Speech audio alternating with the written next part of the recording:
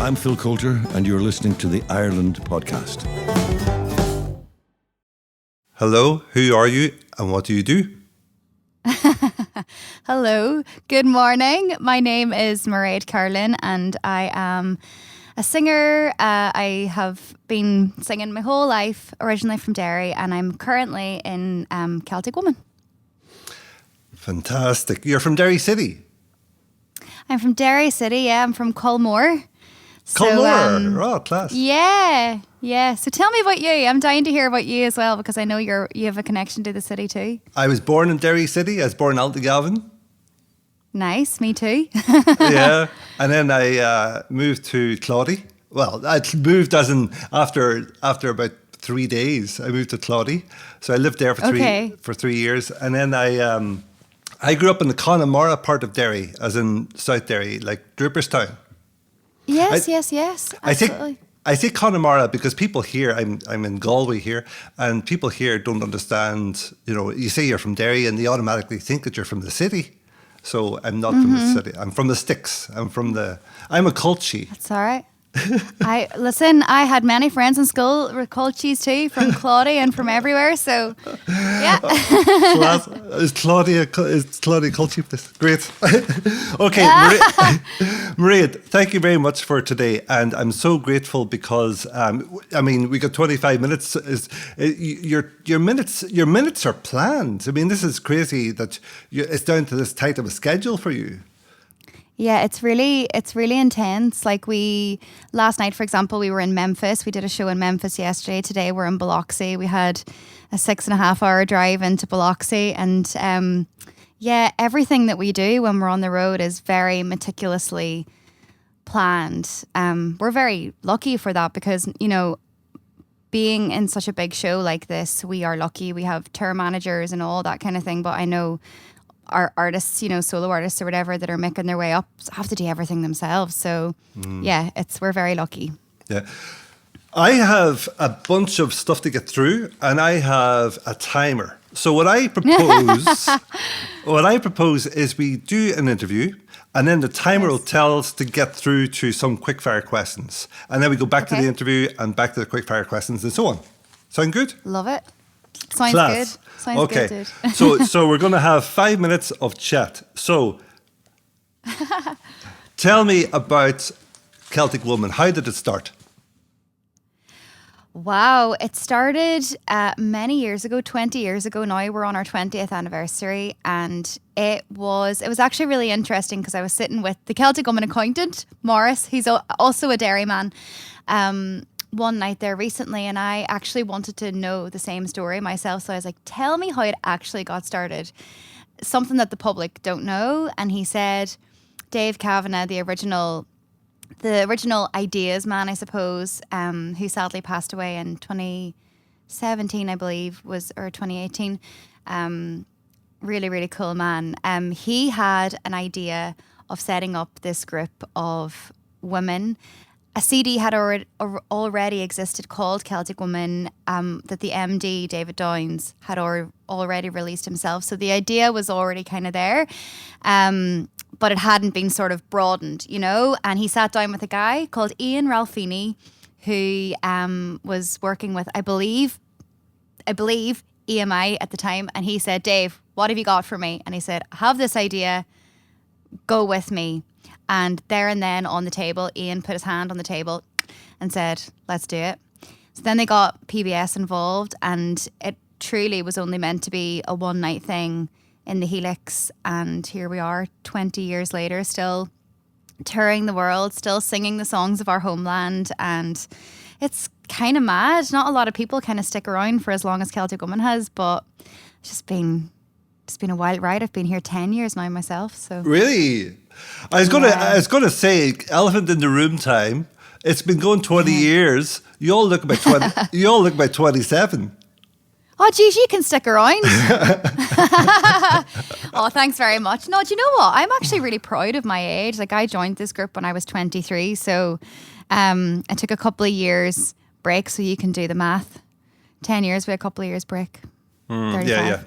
Okay. Yep. So, Tell me about your personal journey, about how you got into there.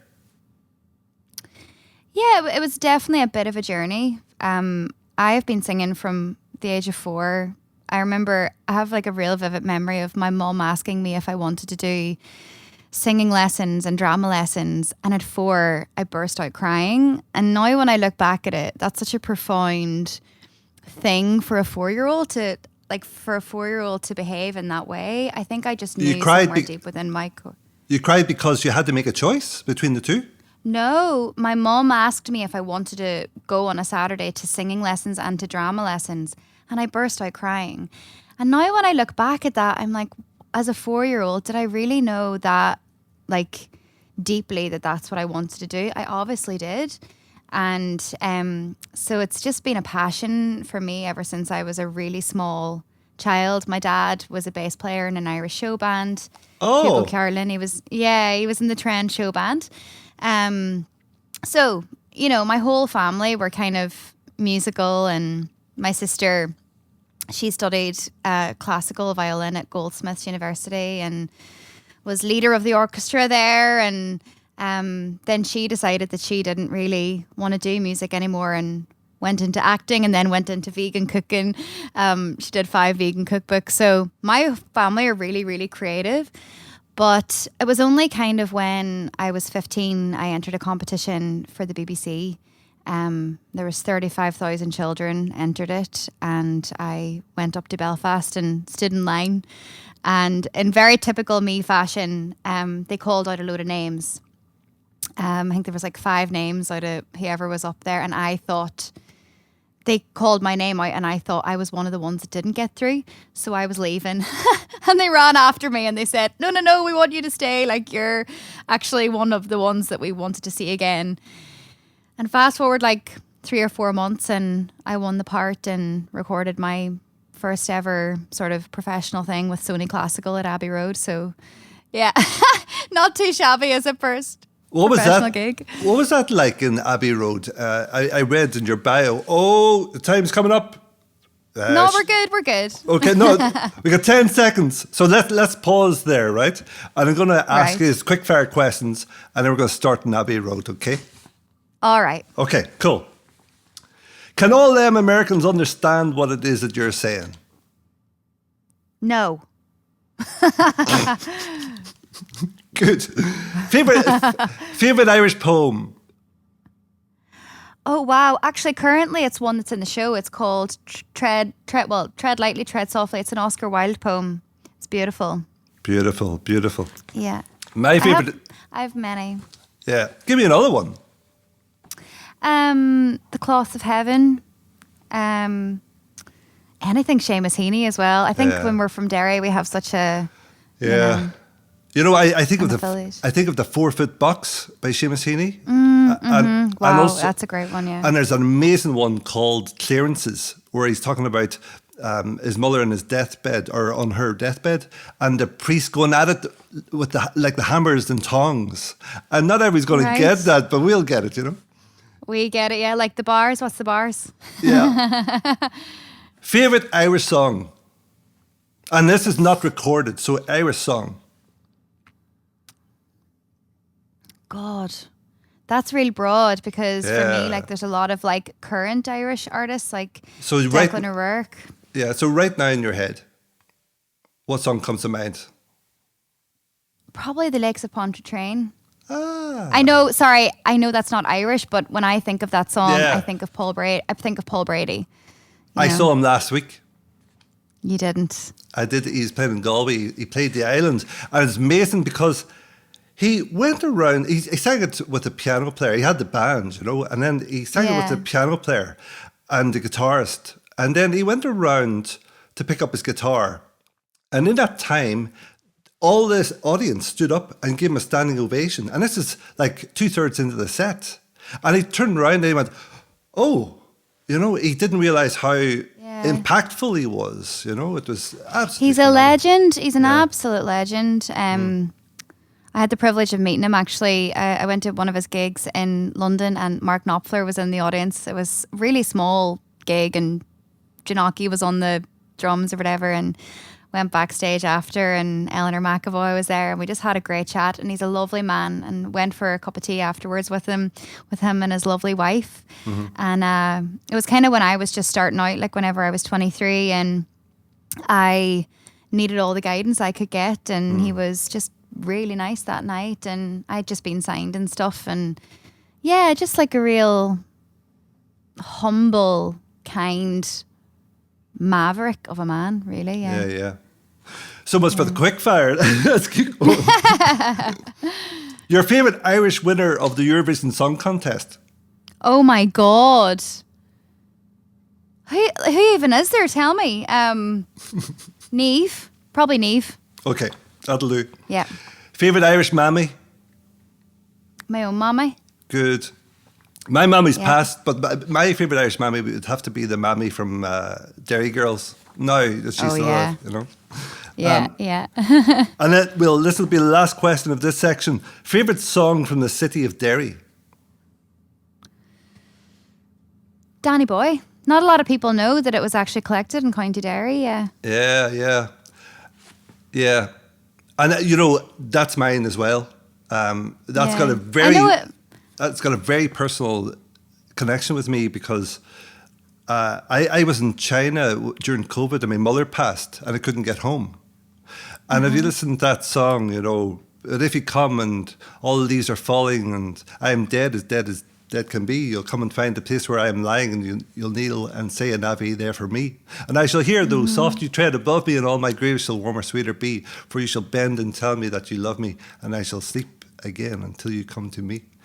So that song, I felt was written for me. And I've been playing music for 35 years, the length of your life. And it felt like I was gearing up all my life for that one performance. So I performed at our funeral. That song was played at our funeral. Oh, that's very hard. Yeah. Well, I pre-recorded it. There's no way I could have done it. So I recorded the day before. Yeah, but it was hard. That song has traveled the world. Like, it's incredible. I actually said it last night because, like I said, we were in Memphis last night, and obviously Elvis, and the fact that Elvis Presley recorded a wee song that was collected in County Derry. That song has travelled all over the world, and people connect with that song. And I might sound like an old fogey, but I feel like in the modern world, people don't write songs with meaning and with connection. They write songs for a minute on TikTok or Instagram and, just throw it out there, and then we're on to the next thing. But I think that songs like Danny Boy are a true testament to people still want real, honest songs. They're still craving it. Like, even though we're in this kind of rainbow of, stuff and music being shoved at us every day, people still want honest songs. Thank God. Absolutely. And you say Elvis. Elvis also sang a song called My Boy, and it's not a very popular song. It's not very well known, but the writer of that song is Phil Coulter. And whenever I asked, Phil Coulter's a Derry man for anybody who's listening. Yeah. And whenever I asked you your favourite song of Derry, I didn't know if you're going to say "Scorn Not His Simplicity," which is absolutely beautiful. I love that. Yeah. Or "The Town I Love So Well," or Teenage Kicks. I have the book over there. Oh, listen. Well, my Uncle Greg actually is a massive Undertones fan, and I was as well, like, growing up. And actually, the Undertones, the lads in the Undertones have been really supportive to me, like ever since the City of Culture in 2013 when I met them there. They've been really supportive, and I know Paul McCloone as well. And anytime I put up anything, he's always like sharing it or liking it, and it's really, really nice. But anyway, my Uncle Greg, I digress. My Uncle Greg's massive Undertones fan, and he actually commissioned the mural in Derry. Oh, so it went up. Yeah, so it went brilliant. Up on the side of. It's brilliant. He's been dying to do this for years and years and years. Massive Undertones fan. So that's your uncle, and that's my uncle, Uncle Greg. Yeah. On the side of his law practice. Do you know, whenever I was 12 or whatever it was, my brother had a guitar. Now, you're probably not going to be able to hear this, but anyway, I can play it in my end. So he had a guitar, and he went to get... And I went, show me that shape. Show me that shape. And then that was it. I was off. Oh, wow. No way. I was a musician My thereafter, you know. Yeah, it's funny how songs like that, or something just clicks. Exactly. Yeah. My dad was saying, he was telling me, we could chat for hours, I know we could, but my dad, when he was in the show bands on Hamilton Street, and I'm sure the Undertones can corroborate whether or not this is true or not, but it's the story that he told anyway. And he said he was rehearsing, his show band was rehearsing in a wee 2 up, 2 down house on Hamilton Street, which is no longer there anymore in the Bogside. And he could hear another band playing next door, and he could hear a lot of punk stuff going on anyway. Turns out it was the Undertones practising in the house next door for their first Top of the Pops gig when they got to number 1. That's brilliant. That's brilliant. I know. Real man. Derry story. Yeah. Right, so this quickfire has gone out the window. Right, sorry. This is the problem whenever 2 Derry people get together. There's no way that they can do a standard short interview, But anyway, I'll keep going. I was going to ask you about EMI. How was that? Because you're going into the studio, Abbey Road recording studios. You're going in there where the Beatles recorded, and. Were you in Studio One by any chance? Where were you? I have recorded in Studio One as I moved along professionally. We were in the bigger studio where the orchestra was, so I recorded it live cut with the BBC Concert Orchestra, which for a 15-year-old, it's a lot. Like that, it was intimidating. It was wonderful. And David Charzabel, who is an incredible conductor, was in the booth with me, and he was like conducting and everything. It was bizarre. It was very bizarre. Yeah. But it was lovely. And I think I realised in that moment that it was just something that I could do. Everything felt so very far-fetched before that, the big wide world that is the music industry. And then all of a sudden I had an opportunity and I got a taste for it. And funnily enough, the people that were involved in that whole process, a man called Stuart Barr, who ended up being the head of the British Voice Association, he was my vocal coach on that. He's remained a lifelong friend. My husband, who's now a composer, works a lot with him. Stuart's also a composer, and they work together on a lot of stuff. And another guy called Tim Sutton. There's just like this beautiful community. And I think I realised even at age 15 that it wasn't just the music business, that for the most part, it's about building friendships. And that's kind of what I've held on to. And I've just, remained really good friends with everybody from that time. They kind of looked after me as a child, because I was a child, 15, had to leave school for 6 months to go and do it, and got homeschooled and everything over there. So it was bizarre, yeah. I'm in awe of anybody who can make art their lifestyle or their living. And to hear your story, a 15-year-old in Studio One where the Beatles recorded, And I was talking to Fiachra Trench there last week or a couple of weeks ago. Yeah. He's the guy who did the strings for the Pogues, Fairy Tale of New York, Reading Night in Soho. He did Van Morrison's Have I Told You Lately I Love You. All these amazing songs. And he arranged a piece of music for Paul McCartney, and Paul McCartney said, how many people do you think is going to be needed for this part of this orchestra? And he went, I don't know, about 60. And he went, oh, wow, that's a lot. That's a lot. And then, so they went to Studio One, and Fiachra thought that they're going to fill it, They went in and they said, they're way down there because it's such a huge space, It's massive, yeah. Wow. Yeah. I'm in awe. awe. That's I'm cool. in awe. Yeah.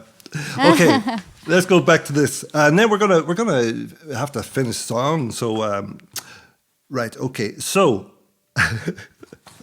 your favorite podcast? Come on. I actually, you know what? This is only my second ever. Actually, no, that's not true. My third ever podcast. And how could you not say the Ireland? Yeah, the Ireland podcast. Yeah, absolutely. Good on you. Favorite letter of the Book of Kells? Huh? Oh God, now you're real. I don't know. I haven't a notion. At least you're admitting it. So I've seen it. I've seen the Book of Kells, but I couldn't tell you what the letters are.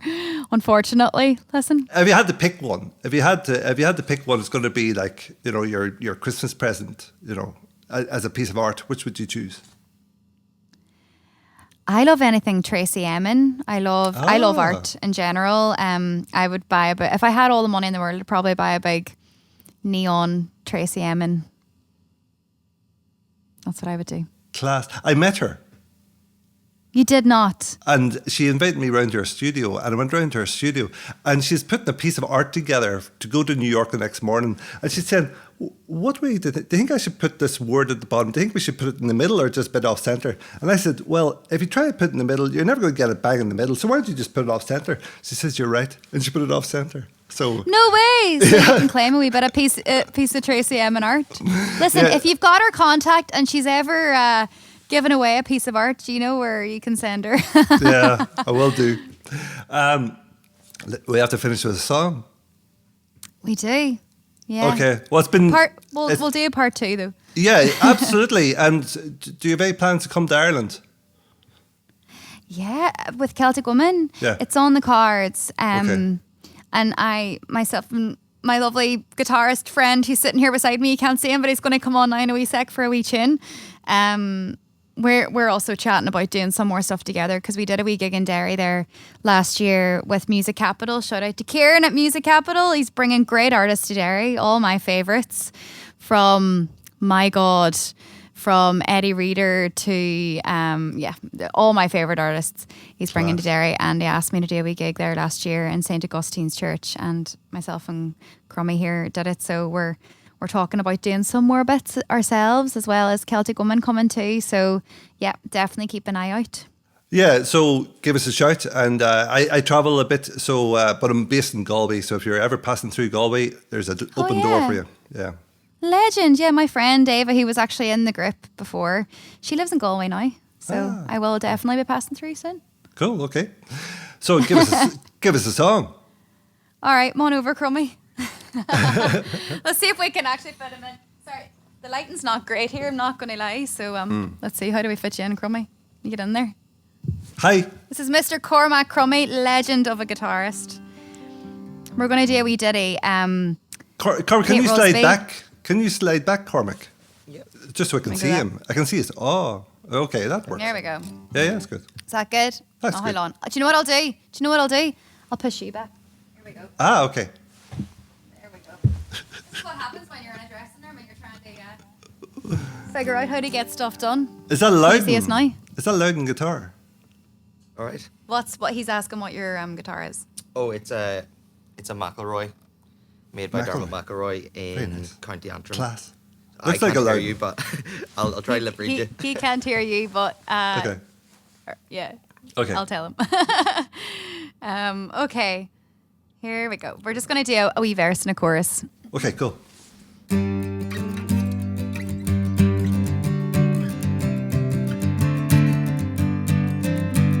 I gave to you a hen, you gave it back again without its eggs, my Annie.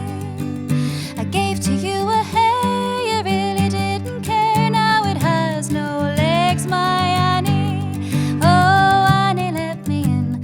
I will fly, I will swim, I will die if you don't come near me. Oh no, don't you say so. You are my dear, my Annie. I gave to you a dog, you threw it for a log. Now it won't come back, my Annie. I gave to you a pig, it wasn't very big. Now the meat's all black, my Annie. Oh, Annie, let me in. I will fly, I will swim, I will die if you don't come near me. Oh no, don't you say so, my dear, my Annie.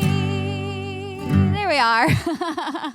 Oh, You think I need to learn the lyrics one of these days? No, it's not important. When there's a song like that where there's so many words, you're like, no, I can't mess it up. Yeah. No, it sounded fantastic. Crikey. Yeah, you Thank guys you. should go on the road and come down to... I can get you gigging Gary Monroe's joint. He's got a lovely bar here, so... Oh yeah, let's do it. He says we should go on the road. oh, let's do it. Yeah. Yeah. Yeah, we will. Great. We'd love that. Well, here, I'm Thanks looking at the very time. much. We've gone 2 minutes over, so thank you very much for your time. I'm so grateful. Thank you very much, Yeah. sir. Okay. Likewise. And yeah, we'll do it again. We've more to chat about. For Okay, sure. absolutely. Go to my Thank you, Ugaf. Fender. Okay, slán. Slán se, slán. Slán a bhaile. Bye. Bye. This has been a Salt Hill Media original podcast and production.